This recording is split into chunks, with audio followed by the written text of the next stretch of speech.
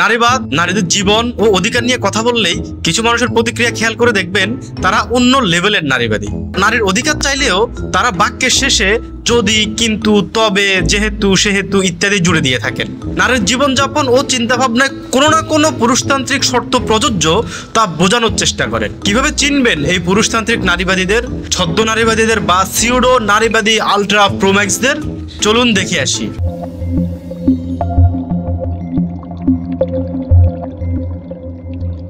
আমি নারী স্বাধীনতায় বিশ্বাস করি, কিন্তু আমি নারীর ক্ষমতায়নের পক্ষে। তবে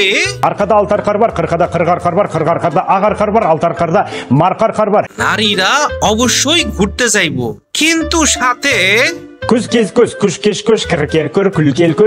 আমিও চাই নারীরা চাকরি করুক, কিন্তু সংসার।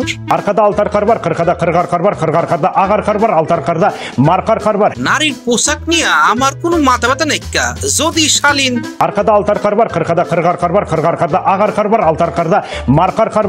একটা স্বাধীন দেশে নারীরা রাইতে বাইর হতেই পারে, তবে ভদ্রগড়ের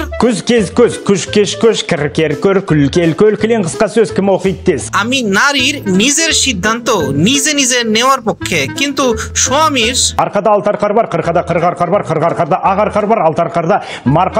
আমি নারীর ব্যক্তি স্বাধীনতার অধিকার চাই, কিন্তু দেখা যাচ্ছে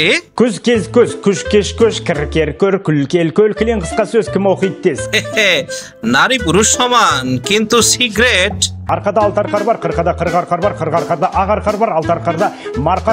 নারীদের পক্ষে পৃথিবীর সকল কাজ করা সম্ভব, কিন্তু সামর্থ্য